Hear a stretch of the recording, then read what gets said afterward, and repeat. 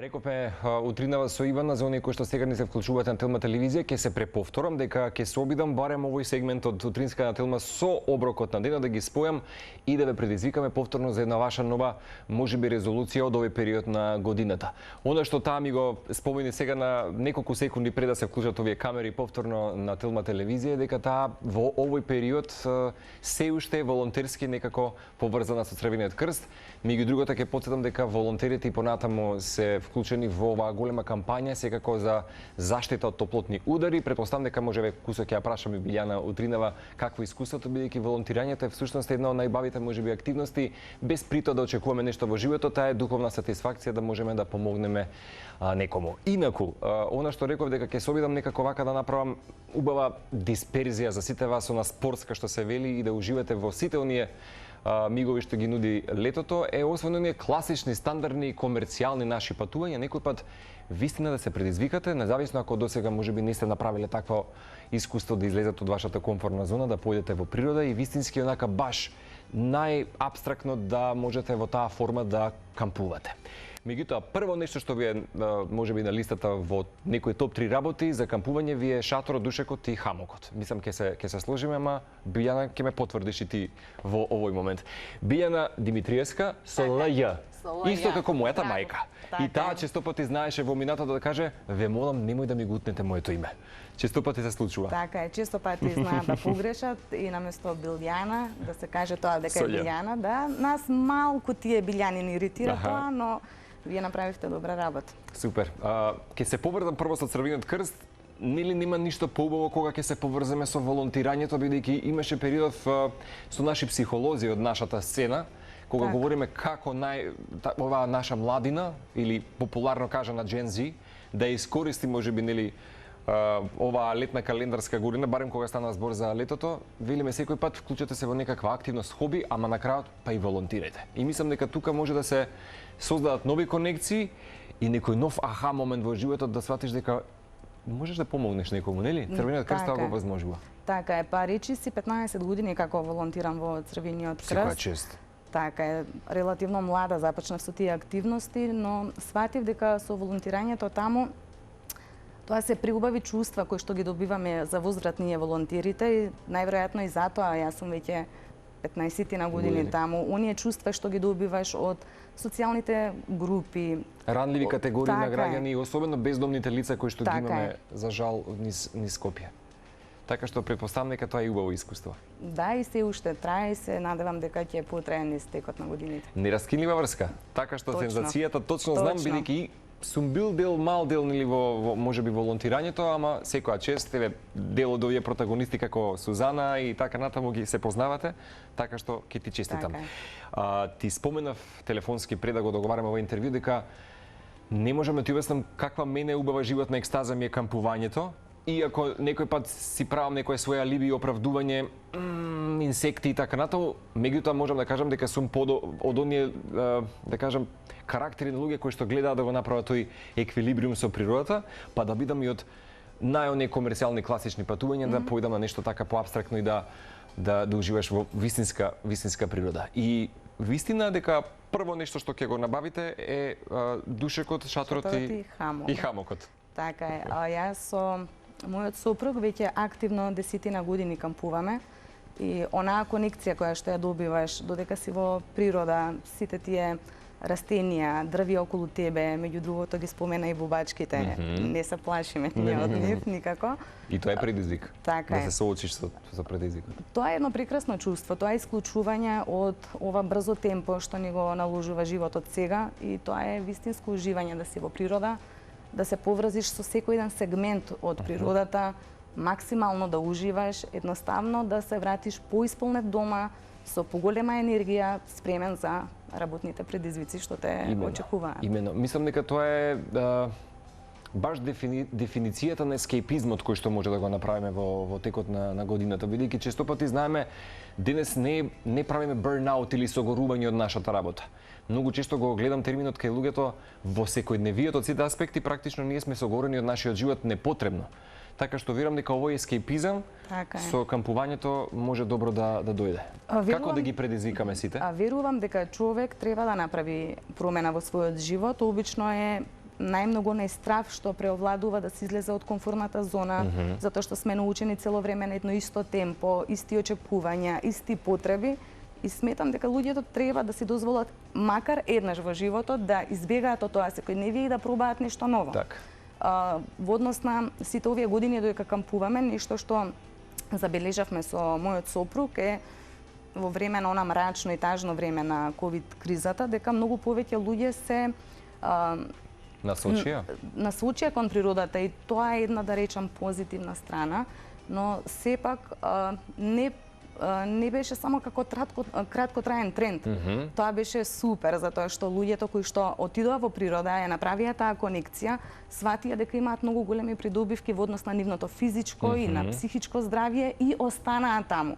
Затоа што има многу места каде што сме оделе со Игор, сме кампувале и тогаш сме биле осамени или по некоја една, две, три групи и тоа било тоа. Сега кога ги посетуваме истите тие места, сега има карамбол од луѓе, така? Така е. Сега многу повеќе се посетени и тоа ме радува. Тоа ме радува. Нова форма на проект дојде баш како вика последица од короната. Така. Мислам дека во тој период, поради тоа што имавме затворени гранични премини така натаму, ни направи баш една убава позитивна имплозија да се ја запознаеме вистински Македонија. Токму затоа велам дека листата е огромна. Генерално сме поминале низ сите краеви на Македонија, не само со кампување, туку и со еднодневни тури, во смисла на поголемиот дел од градовите сме ги прошетале, селата, водопади. Ние сме многу типови на луѓе кои што искачуваат врвови, повеќе сме насочени кон она кампување и истражување, но можам до сега да кажам дека сме ти си влюбен. Тоа е многу важно кога ние ќе ја знаеме нашата татковина, кога ќе истражиме, ќе ги видиме сите тие убавини, да имаме што да раскажеме, не само оние комерцијални места кои што се десетина на број и тоа веќе сите го знаат, затоа што има доста видеа за нив снимено. Туку оние малку подзаскриени убавини кои што можеби малку ќе се помачиш дека да стигнеш до нив. И не се во некаква експанзија да се представени пред јавноста. Така е, но се кријат огромни убавини. Огромни убавини. Ова што го говориш ти и твојот сопруг, така. Ми се допаѓа тоа што често пати кога кризира нешто во нашиот живот, знаеме да го обвиниме. Сопругот, партнерката, партнерот, децата и така натаму. Ова што вие го правите со вашиот сопруг е всушност една поинаква духовна катарза, испојување на некој начин и сплотување од друг аспект со љубовниот партнер. Ке се сложиш дека и тука има друго поврзување, бидејќи знае да здоде, стануваш, алармот, одиш на работа, подготвуваш дома ручек. Ако имаме деца во ред и тоа ќе го подготвиме како животен проект, и тоа е еден циклус кој што знае по некој пат да не заглави, баш како во бубање. Ова е една друга и животна проекција, партнерот, јас, природа и поинако поврзување. Кога сте и сами некако во природа, мислам дека и може да ги дознаете некои други николци кои што виреат кај нас баш од како индивидуа. Ќе се согласам, Марко, со тебе, затоа што во нашата тогашна врска, кога бевме си уште дечко и девојка, свативме дека овој момент на нашето поврзување е еден кога сме во некоја урбана средина, градска средина, а друг тип на поврзување имаме кога сме во природа. Среќа што и двајцата сме исти тип на карактер на луѓе кои што се влюбеници во природата.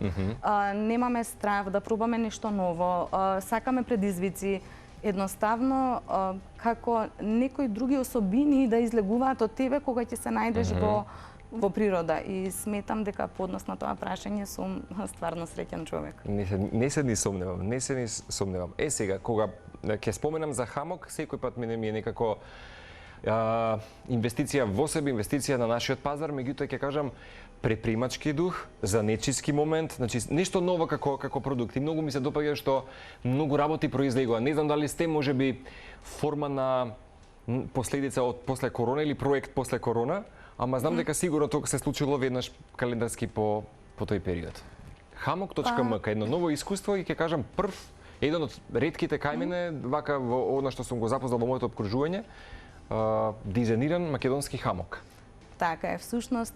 Хендмейд, ако не се лажам, така? Така е, рачна изработка и тотално, мислам, македонски производ во смисла на сите луѓе со кои што соработуваме, сите македонски фирми, тоа морам да потенцирам.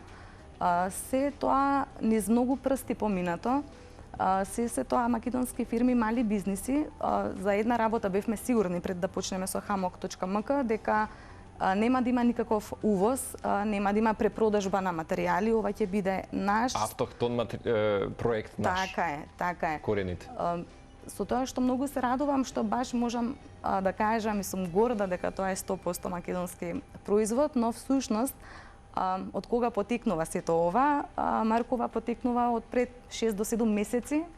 Значи се уште е многу тазе. Така, ние сме многу малку на пазарот, што би се рекло, но не започна како проект дека ние ќе шиеме хамоци, дека ќе произведуваме, тоа ќе го пласираме на пазарот. Воопшто не беше во таа насока нашето размислување, туку како што споменав и претходно, овие двајца кампери со 10 годишно искуство секоја година ја проверуваат својата опрема, нели, за да се подготвиме за престојната сезона. Меѓу другото, дојдовме до заклучок дека ни недостасува нов хамок. И тогаш дојдовме на идеја, па зашто сами да не си направиме хамок? Тоа беше многу малку пребарување на пазарот, материјали знаевме што сакаме, како сакаме да изгледа, во смисла на сакаме да биде лесен за употреба, едноставен, практичен, прилагодлив. Така е. Да издржи да речеме нели капацитет на килограми, нели? Така, мора да има одредена цврстина. Тесна издржливост. Така е. И тоа го направивме за наша употреба. Направивме хамок кој што одговара на наши карактеристики. И меѓу другото дојда пријатели на гости кои што се исто така кампери и им викаме дечки, погледнете. Македонски хамок да создадеме. Дали ви се допаѓа ова? Се уште не кажавме дека ние го изработивме хамокот. И веднаш побара каде го купивте? Ајде ние сакаме исти ваков хамок, многу е профи, топ е, супер. И тогаш всушност се роди идејата за hamok.mk. Рековме, ајде тогаш да направиме хамоци за широка употреба. Не да биде само за нас, не да биде за... Ајде видиме како ќе се пласира македонскиот хамок сега да речеме помеѓу. Така е. Сега од тука започна потешкиот дел. Всушност најтешкиот дел кога треба да пласираш еден производ и има толку многу финеси на кои што мислиш во смисла на ајде да изработиме декларации, етикети, должината на врвката со стоп, гумениот стопирач, каков ќе биде, како ќе изгледа јажињата, од колку милиметри ќе бидат, каква боја ќе бидат, дали ќе бидат со уложак внатре. Сето тоа се многу работи за кои што треба да се размислува. Дека беше тоа процес на истражување како да се создаде. Така, тогаш започнавме веќе посериозно да го истражуваме пазарот, да сватиме всушност кои се тие материјали што нам ни се потребни од цело море на материјали што го има на пазарот. Ние точно требаше да знаеме какви материјали ќе искористиме за да бидат ептен, лесни, но да имаат голема издржливост, голема цврстина. И од тука започна целото тоа. И сега имате неколку нели типови и да не грешам, имате, ако не се лажам, и за тандемско уживање, така? Точно, тоа е последни. Тоа е нешто ново, вака знам дека и на пазарот порано не се сеќавам да сум среќавал, нели сега има дури хамоци кои со заштита, не знам, за комарници и така натаму. Така е. Всушност имаме два хамоци, два типа на хамоци произведуваме. Материјалите се различни. Имаме материјал кој што има широка употреба во спортската индустрија. Тоа е најлонски производ, всушност едноставно да кажам, е шушкавец. Да, и вела дека можеби е издржлив. Неверојатно издржлив. И на зборам на временски услови, ама и за да речам. Така е. Со тоа што наоѓа широка примена за изработка на јакни, ранци, ветровки и слично. Тоа е првиот материјал. Но направивме изработка и на еден го нарековме апгрейд материјал, нели, хамок. Едно дополнување. Тоа е од рипстоп материјал, кој што е екстра лесен, но е неверојатно издржлив и чисто колку да го доближам до аудиториумот, тоа значи дека од овој материјал се изработени падобраните. Затоа и се нарекува падобранско платно. Така. Кога летаме со параглайдер или се спуштаме со падобран, луѓето се замислуваат како ова нешто што е многу лесно може мене да ме издржи всушност. И да заштити, така. Така е, од рипстоп материјал се изработуваат падобранските крила. Имаме, тоа е вториот тип на хамок, но се прави комбинација во смисла на дупли, односно хамок за двајца и тоа последно дојде како идеја во смисла на тоа беше побарувачка од луѓето кои што живеат во природа, сватиле дека има недостаток на хамоци за двајца и тоа беше последниот наш проект. Но мислам последен во изработка, но не последен за на крај. Интересно е тоа што зошто ве повикав. Се сеќавам пред многу години кога бев на едно мое патување, чинам дека беше тоа Бодрум. Турски жени во една убава своја возраст изработуваа хамоци, нели, од конопи, од јак црст материјал, и така ми дојде идеја, велам, колку интересно сега дека имаме македонски производ. Сега сосем е поинаку, нели, различно како, нели, тоа се изработува со како едно хеклање, плетење и така натаму, исто така, меѓутоа ова е веќе што велиш ти апгрейд или друго на дополнување. Кога се прави еволуација, што ќе се користи како материјал и така натаму. Предпоставам дека инаку додека говореше, колеги од Рижа ми велат да објасниме дали постои сајт hammock.mk. Некако ве замислам дека во иднина ќе бидете сајт кој што ќе има некако, не знам, можеби некои своји рецензии, некакви своји колумни, не знам, така го замислив нештото, кај што ќе пишувате малку и за камперскиот живот, каде што ќе имате можеби вклучено луѓе. Дали во подготовка некаков сајт кој што ќе биде малку повеќе широко опсежно, да речеме, за hammock.mk? Така е. Благодарам на прашањето.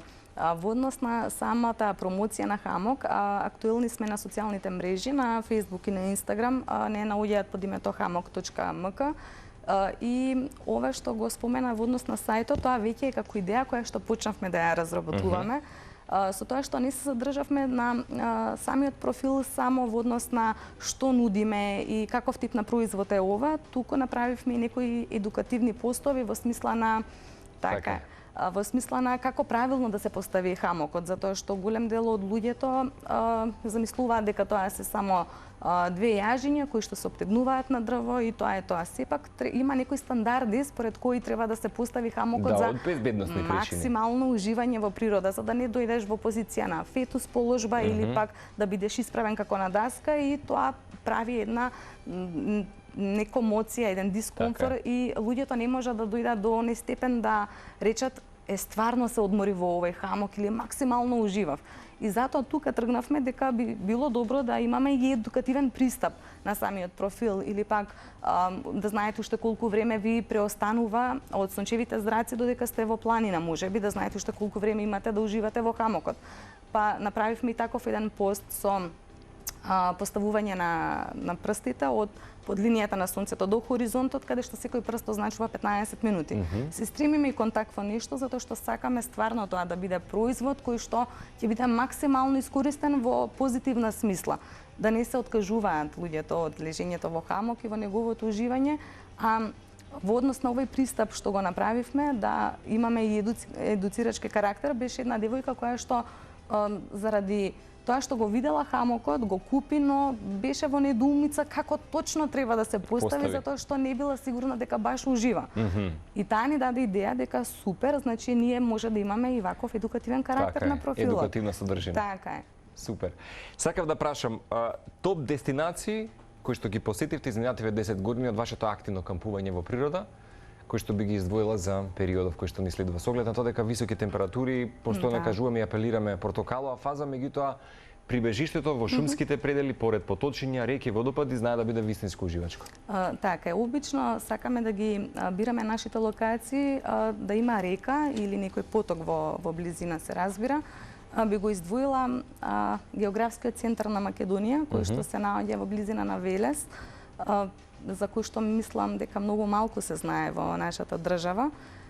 Има река Бабуна и има еден огромен орев, вака сега како да го гледам пред мене, со длабока сенка. Дали таму има со сап, со даски, ако не се лажам, луѓе? Не. Веројатно погрешив јас како дестинација, така? Не може, мислам, тоа е многу мало речно корито за да може тука да се случуваат такви спортски активности. Така е. Исто така би го издвоила и регионот на Радожда, имено поранишниот дел на автокамп Треска, така, каде што има преубаво место за кампување и има доста интерес од луѓето, повеќе би рекла од локалците кои што си го знаат како такво, би препорачала на секој еден кој што сака кампувањето да отиде, да го почувствува тој одмор, тој рај и за очи и за душа, верувам дека ќе се водушеват. Исто така сме били во Маврово на кампување, но тоа беше едно од првите мои кампувања, ми се чини пред 10 години, каде што беше почетокот на кампувањето, но не се обесхрабри во смисла на многу ниски температури во текот на ноќните часови, постојаното завивање и слушање на волци во непосредна близина, така, но тоа не ме обесхрабри. Напротив, сакав само се повеќе и повеќе да истражуваме и еве до ден денес каде сме. И би сакал само уште една локација да споменам. Постои еден кањон Камник во близина на Штип. Исто така верувам дека не е многу позната дестинација за гледачите.